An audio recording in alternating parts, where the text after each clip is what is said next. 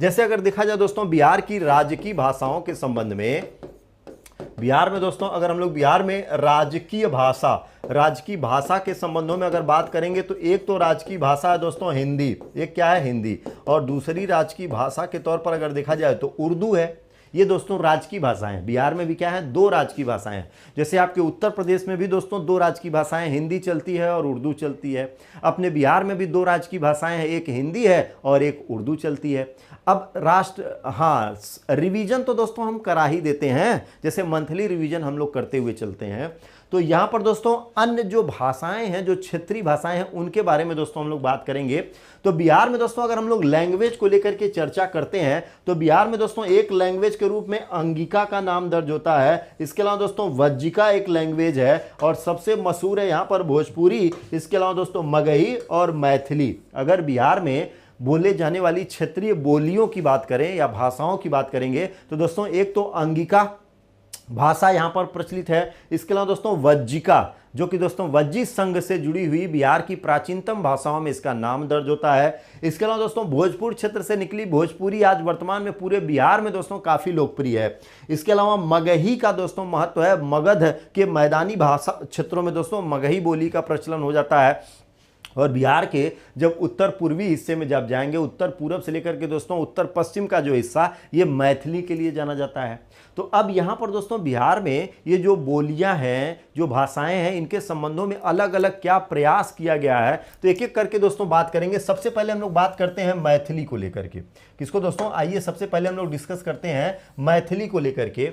तो मैथिली भाषा को अगर देखा जाए तो बिहार के प्राचीनतम प्रमाणिक भाषा में इसका नाम आता है। इसका पहला वर्णन अगर देखेंगे दोस्तों तो रामायण काल में। कहां पर दोस्तों, रामायण काल में मिथिला नरेश राजा जनक, दोस्तों मिथिला नरेश राजा जनक की जो राजभाषा थी वो मैथिली थी। और यहीं से दोस्तों इसको राजभाषा के रूप में, किस भाषा के रूप में, राजभाषा के रूप में प्राचीन काल में पहचान मिली हुई थी। यानी भारत में बिहार के इस क्षेत्रों में दोस्तों मैथिली को प्राचीन काल में, रामायण काल में अगर देखेंगे तो इसको राजभाषा का दर्जा दिया गया था। बहरहाल दोस्तों स्वतंत्रता के पश्चात जब भाषाओं के एकीकरण की बात हुई थी तो 22 दिसंबर 2003 को 92वें संविधान संशोधन के माध्यम से भारत सरकार ने मैथिली को भारतीय संविधान की 8वीं अनुसूची में शामिल किया था। दोस्तों 8वीं अनुसूची को अगर देखा जाएगा तो 8वीं अनुसूची, क्या दोस्तों,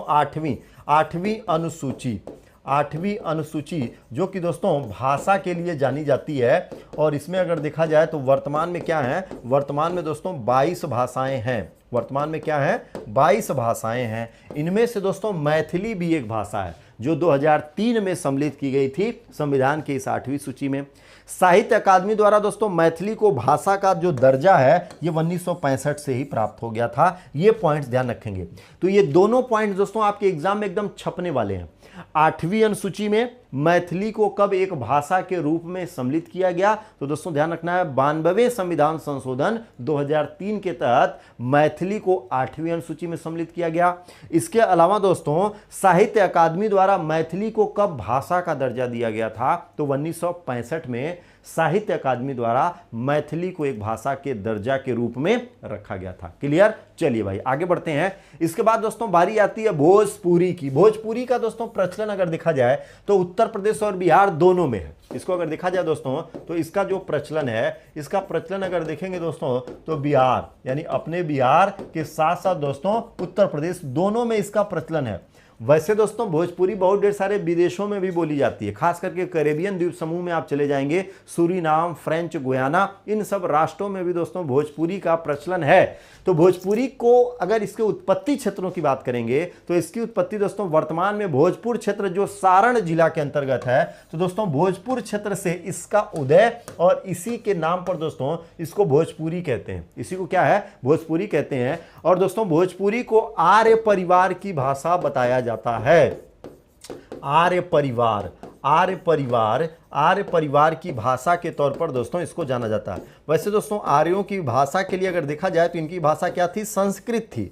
तो ऐसी दशा में इस दोस्तों इसके जो प्राचीनतम साक्ष्य हैं वो इस बात का संकेत करते हैं कि भोजपुरी भी आर्य भाषा के रूप में ही थी, जो कि दोस्तों 7वीं शताब्दी से प्रारंभ होती है। इसकी शुरुआत अगर देखा जाए तो 7वीं शताब्दी से।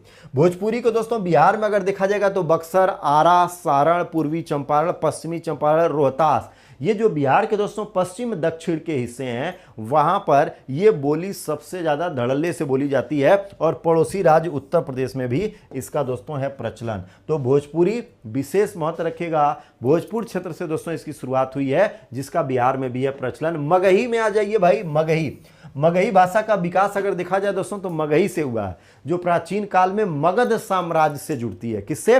मगध साम्राज्य से इसका संबंध निकल करके आता है। इसके धार्मिक भाषा के रूप में मान्यता प्राप्त दी गई, क्योंकि दोस्तों महावीर स्वामी और गौतम बुद्ध ने दोनों ने मगधी में अपने उपदेश दिए हैं। कहीं कहीं पर दोस्तों मगधी में भी इन्होंने अपने उपदेश दिए, जिसको एक भाषा के रूप में बनाया। वैसे दोस्तों यहाँ पर पाली और प्राकृत, यानी यहाँ पर क्या है, पाली और प्राकृत, पाली और प्राकृत में दोस्तों इनके उपदेशों का वर्णन है। लेकिन मगधी भाषा में भी क्षेत्रीय स्तर पर इनके द्वारा उपदेश देने की बात आती है। तो मगध साम्राज्य से निकली है दोस्तों मगही भाषा।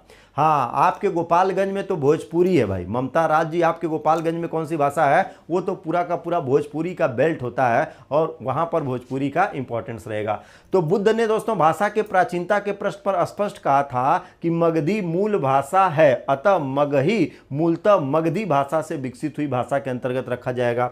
मगही भाषा के रचनाकारों में दोस्तों अगर देखा जाए तो हरिहर पाठक जो कि दोस्तों मगही भाषा के लेखकों में प्रसिद्ध हैं। इसके अलावा राम रहस्य साहेब, भैया नंदन बाबा, कदमत दास, चतुर्भुज मिश्रा, श्रीधर मिश्रा, वेदनाथ और दोस्तों जल गोविंद दास, ये सब मगही भाषा से संबंधित महत्वपूर्ण रचनाकार हैं। विकल्प बहुत मिलेंगे मार्ग भटकाने के लिए, उत्कर्ष अकेला काफी है मंजिल को उसकी औकात दिखाने के लिए। इस बार होली होगी गेम चेंजर होली। जी हां, आप सभी की बेहद मांग पर उत्कर्ष लेकर आया है 16 से 20 मार्च तक महा बचत ऑफर। अगर आप भी तैयारी कर रहे हैं आईएएस, बिहार पीएससी, फायरमैन या बिहार एसआई की, तो यही मौका है अपनी तैयारी को सिलेक्शन वाली तैयारी करने का। तो इंतजार किस बात का? यह होली रंगों की नहीं उमंगों की होगी उत्कर्ष के साथ।